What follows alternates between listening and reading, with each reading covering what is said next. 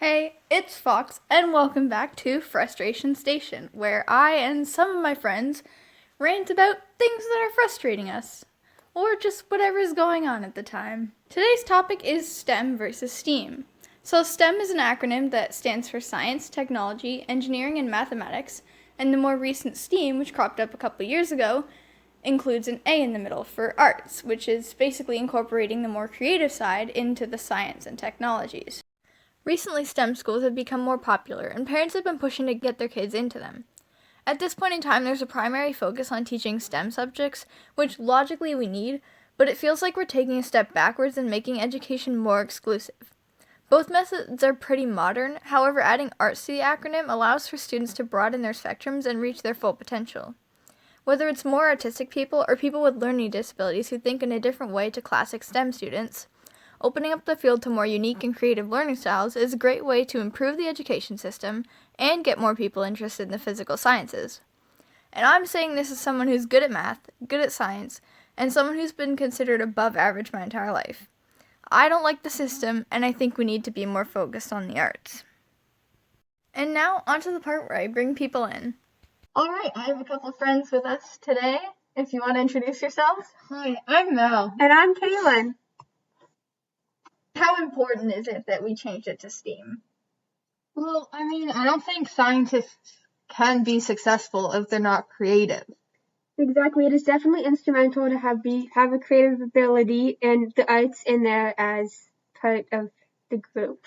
But I also feel like to a certain extent, you're not totally happy with your life unless you're creative. Like, even super sciencey or professional people have to have that creative outlet for them to, live their life. Yeah, even if I think about super successful scientists, they were successful in one field, but they had other fields of science even that they were more creative in. So, creativity, she important. Personally, as a science geek, I guess you could say, because I don't really know how to describe myself, the creativity is definitely important, whether I'm doing physics labs and building things or chemistry labs and doing whatever. I still need the element of creativity and then working it into other stuff because I'm also kind of an arts kid. Yeah, I'm not into science at all, so Well, but that's the thing. I think STEM is very kind of, I don't want to say elite because I don't feel as though people think they're above others, but Hey, some do. it's a very more professional, intelligent type field. So I think opening up the arts is kind of like a gateway for a lot of people that don't consider themselves to be, highly intelligent people. If they're more artistic, then that's a way for them to get into the STEM field and still be successful. Because you're viewing this big part of education in a different way. Yeah, I think adding arts into this acronym changes the perception of art almost and makes it not seem like a waste of time. Because I think a perception of art is that it's not a career that you can actually pursue to be successful. And if you're melding it in with science and engineering and math, you can definitely be successful. Yeah.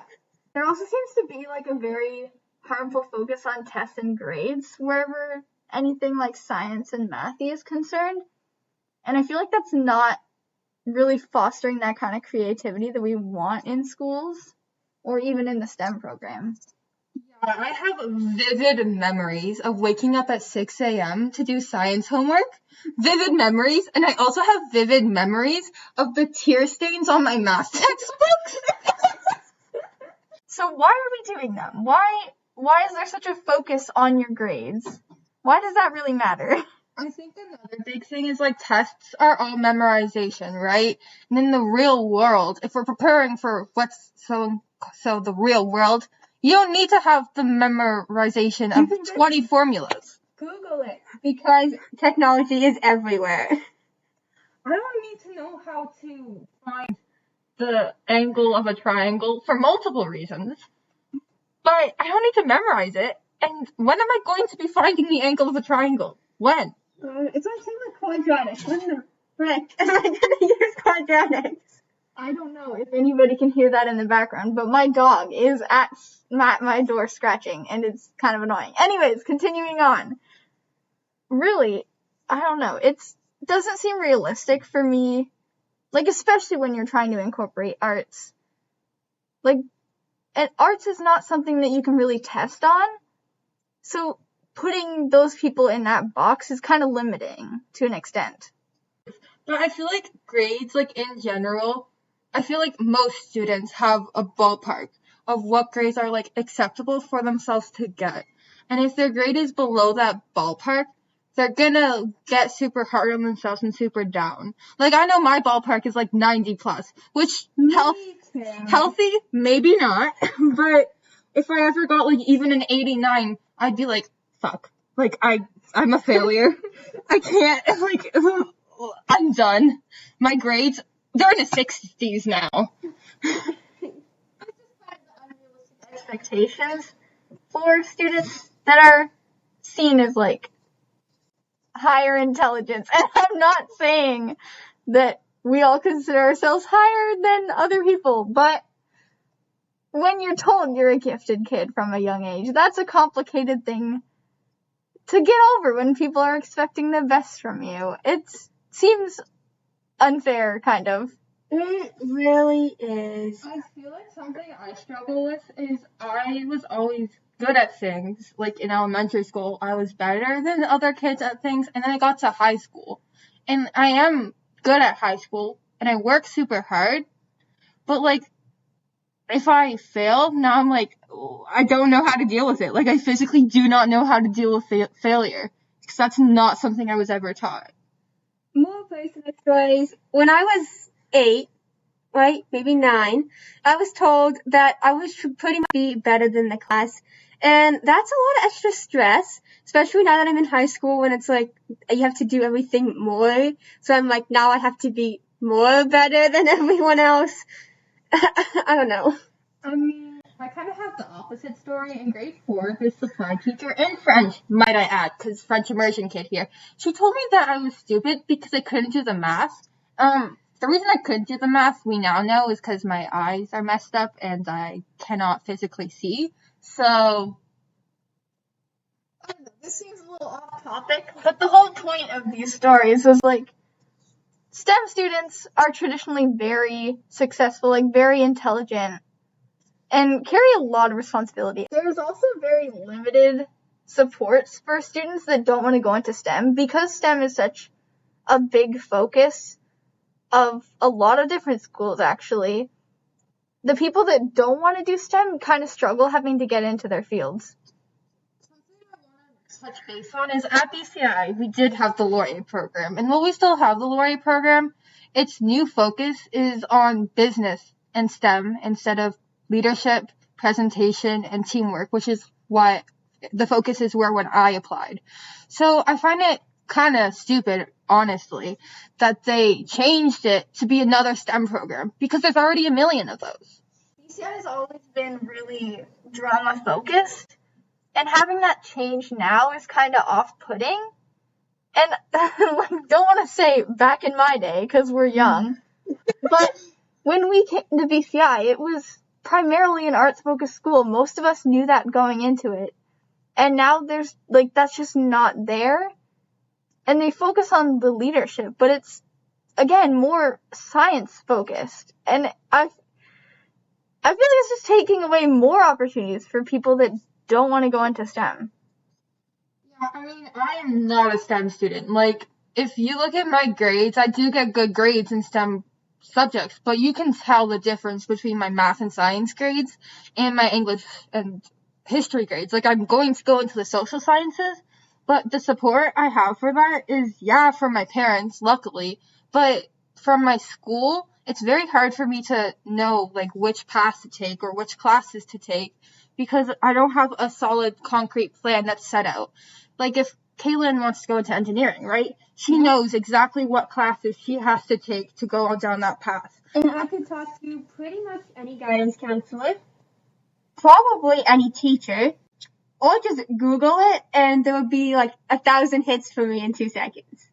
Yeah, Yeah, but for me, I don't even know which social science I want to go in because I'm not sure what I could do. Like, I love English, but what could I do other than being an English teacher? Because whenever I'm like, oh, I want to study English, like, that's what I want to do, people are like, oh, so you want to be a teacher? No. You No. could be a writer. Like, yeah, like, I feel like there's just such generic jobs. Like, I want to be something, I don't know, like maybe a technical writer. I don't feel know. like the only jobs I know in the English field would be a teacher and a writer. Like, I don't know what else is out there. It's not talked about enough. Like, there's nothing there for people that want to do those things. And I don't know what I want to do. So for me, I mean, I can't really talk on this because I have no clue. I haven't decided yet. But my one option is photography.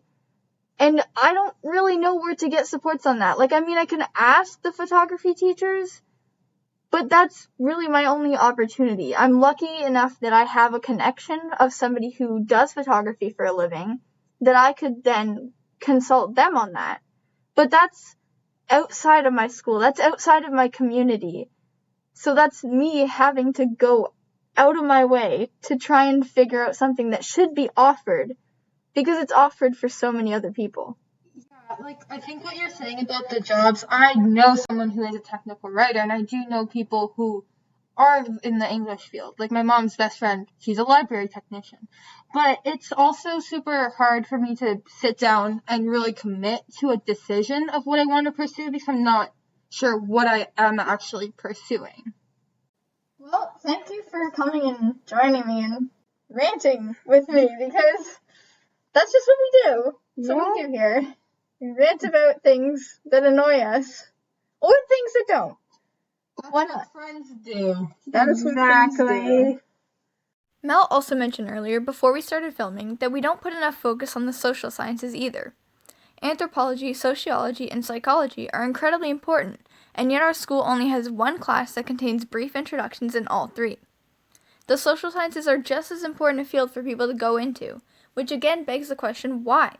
Why do we as a society value the physical sciences above all else, and treat those that are successful in those areas as the most intelligent?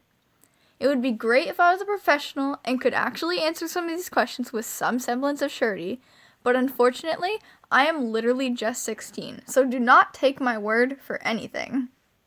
That concludes today's session of Frustration Station. Until next time, Fox out.